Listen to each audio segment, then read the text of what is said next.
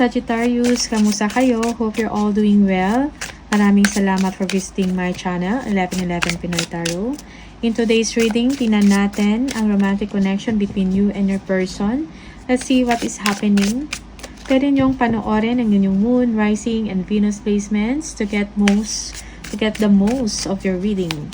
Maraming salamat sa inyo, Sagis. Please subscribe, comment, like, and share. Please tap the bell for notification. Let's see how your love life unfolds and what you can expect.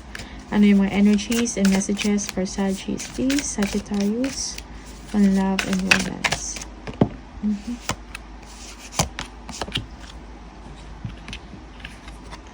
Closure. Not all connections are meant to be. Accept closure. Okay. Toxicity. Toxic relationships can drain your energy and self-worth. Be aware. Okay. Merong closure na nangyayari sa inyo ngayon, Sagittarius. A closure from a toxic relationship. Yeah. For some of you, you are dealing with someone na toxic. Okay. Illusions. Be aware of love's illusions. See reality clearly. Okay. Illusion. See reality clearly. Okay. Celebrate. Today, celebrate the love you share with those who matter most. Okay. Celebrate the love you share with those who matter most. Pwedeng family members, okay? Your family, your close friends or barkada, okay? Yeah, for some of you, you need to be aware of this, of some illusion in your situation, okay? You are not seeing kung ano yung totoo sa nangyayari sa inyo. You are ignoring red flags, okay?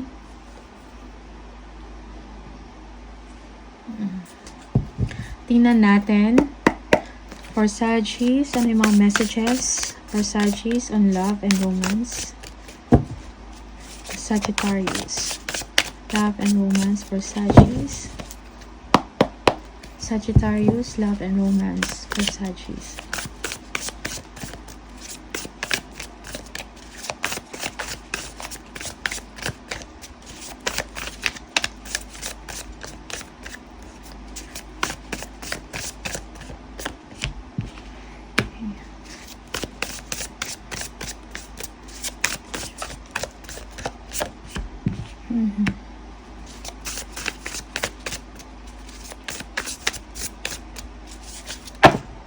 Okay.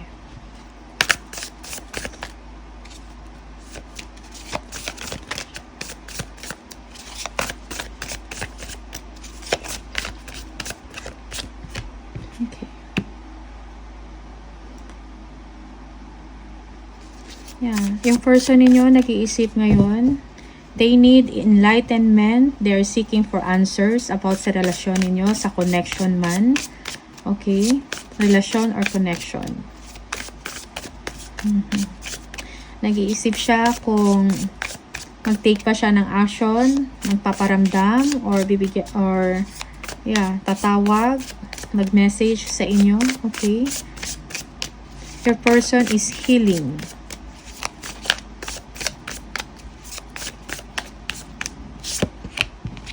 Yeah. For some of you, you are dealing with a Taurus, okay?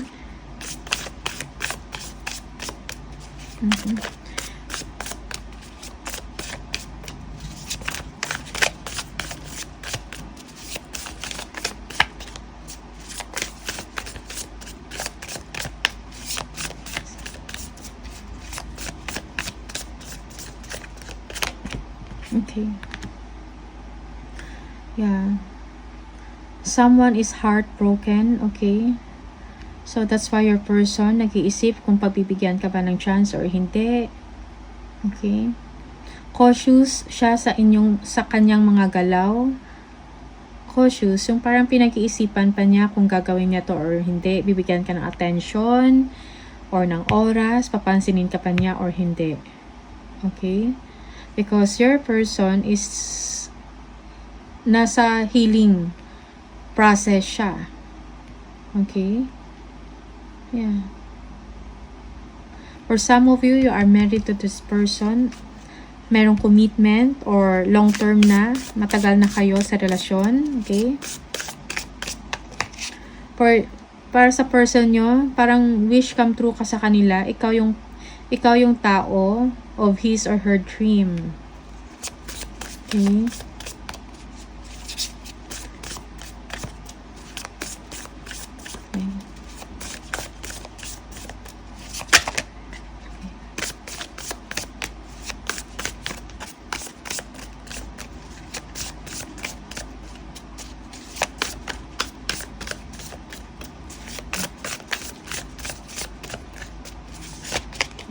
Oops.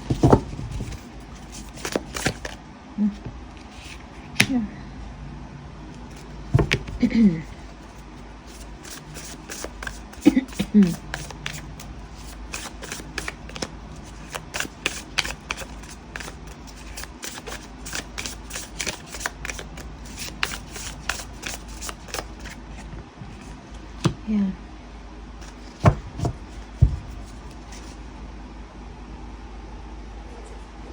Okay, so tingnan natin. Your person is heartbroken. Parang hindi niya makalimutan kung meron mang mga problema sa inyo or maybe a third party is involved in the relationship. Okay? And yung hurt na yon, yung pain na yon, bumabalik sa tao, sa person ninyo. Parang hindi niya makakalimutan. Naiisip niya yon. And now, parang hindi niya alam kung makikipag-ayos pa siya sa inyo or hindi. Merong silent treatment, hindi kayo nag-uusap. Your person is wishing also and hoping na maging okay din ang lahat sa sitwasyon niya at sa inyong dalawa. Okay? Yeah. Yeah. So, also your person, parang hopeful din siya. Kahit papano sa relasyon. Okay, what is the hermit? Bakit may hermit? Hermit. Yeah, Knight of Cups. So, naisip ka ng person ninyo. Okay? Yeah. Kung mahal mo pa ba siya or hindi. Kung may feelings ka pa ba. If you are also going to take action, Saggies. Okay? Yeah. For some of you, maybe you are hoping and thinking kung mag-propose ba sa inyo yung person ninyo. Okay, that is for some of you. Just take what resonates for you and leave the rest. Four of Pentacles. Yeah. Yeah, nag-iisip din yung person ninyo kung tatanggapin niya ba yung offer ninyo sa kanila or hindi. Offer of love. Yeah, Six of Pentacles. Yes, nag-iisip yung person ninyo kung bibigyan ka ng attention or hindi. Because for some of you, nagpaparamdam ka. Maybe, yes. Parang, you feel sorry kung ano man nangyari. Merong pagbabalik.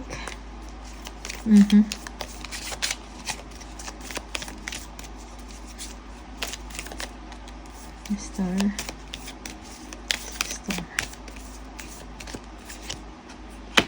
Yeah, Queen of Wands. Yeah. Gusto ibalik ng person ninyo yung confidence sa sarili. Okay? Parang nawala niya siya ng confidence about sa relasyon, about sa situation ninyo. Okay? And he or she is also hoping that you will be taking actions. Yeah.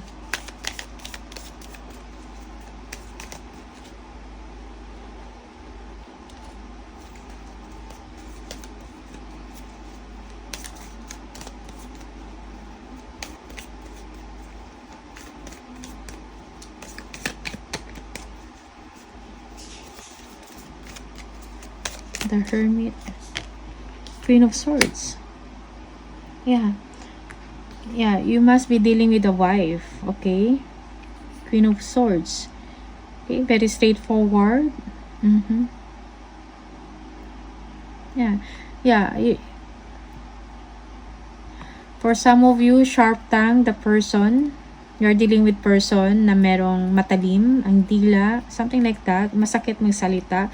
Straightforward at the same time. Okay. Yeah.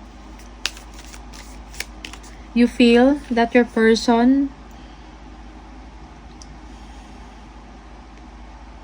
he or she doesn't want to take any BS anymore. Okay? Parang kung meron kang nonsense na ginagawa, kakat niya kaagad yun or ayaw niya ng ganun. Okay? Yeah.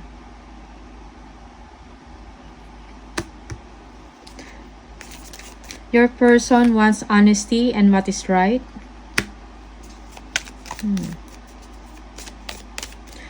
Parang hindi niya na ina-allow na may gagawin ka pa or hindi niya na ina-allow yung mga nonsense or yung mga behavior na hindi ka tanggap-tanggap sa kanya. Okay?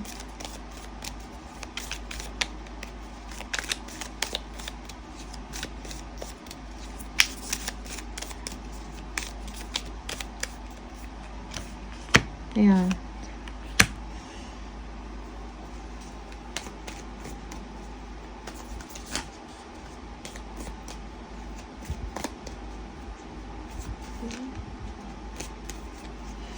Yeah, so definitely your person heartbroken dahil sa hindi na ganun ka-stable ang relationship. Okay, parang may problema with the father figure. Okay.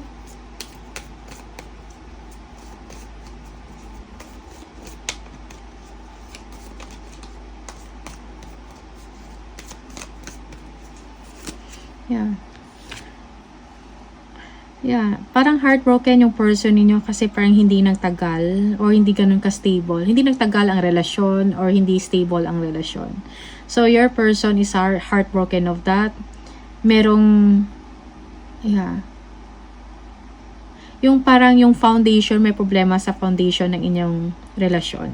Okay?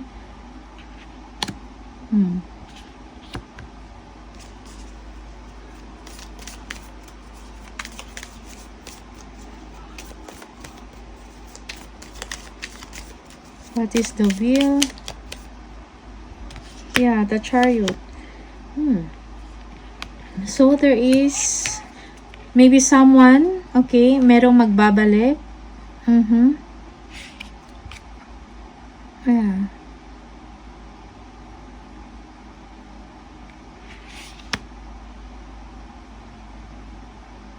But life must goes on, okay? Life goes on.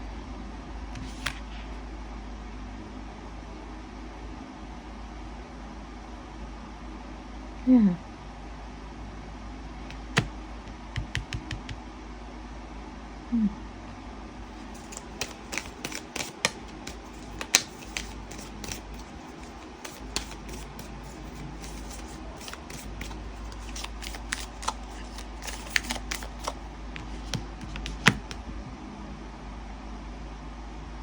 Maybe you, Sagittarius, okay?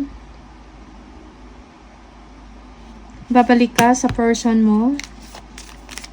You are taking a chance. But for your person, life must go on. Yeah.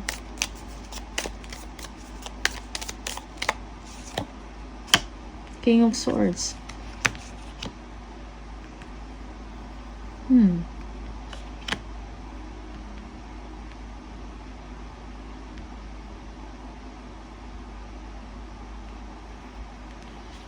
So,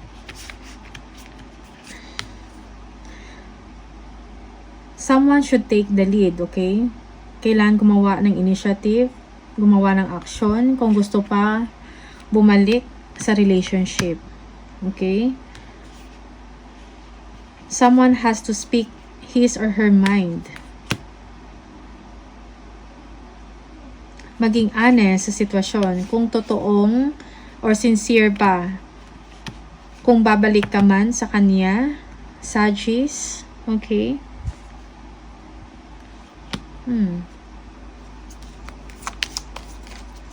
Ten of Wands.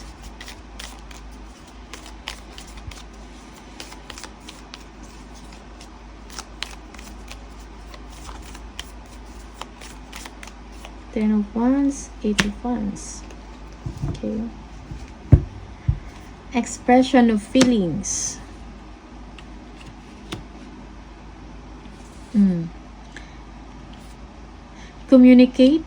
Communication ang kailangan, and honesty.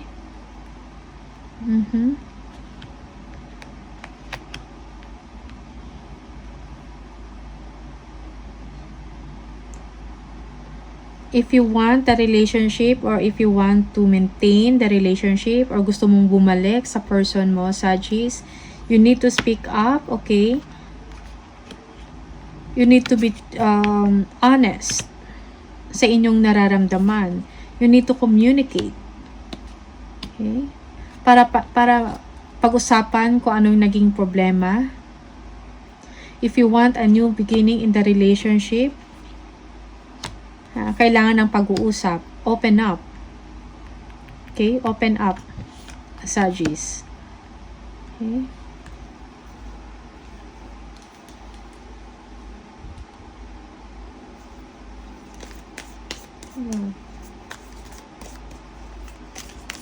For some of you,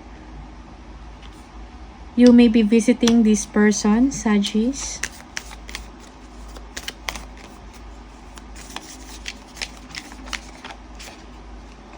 Yeah. Para mag-usap kayo, pag-usapan kung anong kailangan ayusin sa relasyon. Okay? Yeah. Okay. So, merong pagbabalik na mangyayari. Kailangan magsalita. Kailangan ng openness in the relationship kung gusto pang ayusin at kung gusto pang bumalik. Okay? Yes. Your person, gusto niya, okay, hoping also, although he or she is healing, and at the same time, para maibalik ang confidence niya sa sarili, he or she is doing well, okay? But at the same time, hoping din siya na magkaroon ng pag-aayos or pag-uusap. At least to have some clarity. Okay? To communicate kung anong nangyari, okay? Sagittarius.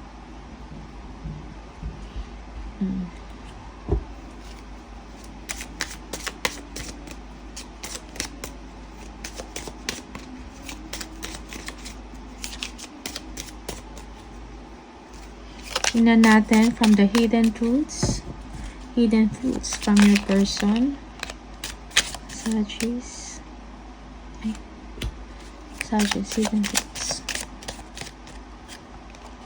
Sometimes I stay awake thinking about you. Yeah. Your person is thinking kung ano nangyari sa relasyon ninyo, and naiisip na din kung mahal mo pa ba siya. Okay? Yeah.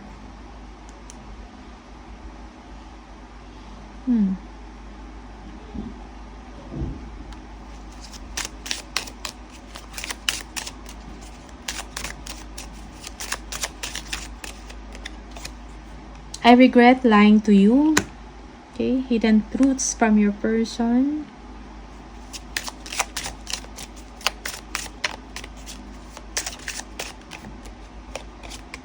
You were the best thing in my life. Okay. Sagittarius, hidden truths from your person.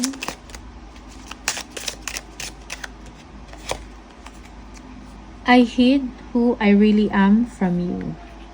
Okay. So, just take what resonates for you, Sagittarius. Yung iba sa inyo, this is the other way around. So, these are the messages for you. And maraming salamat. I'll see you on the next video. Bye!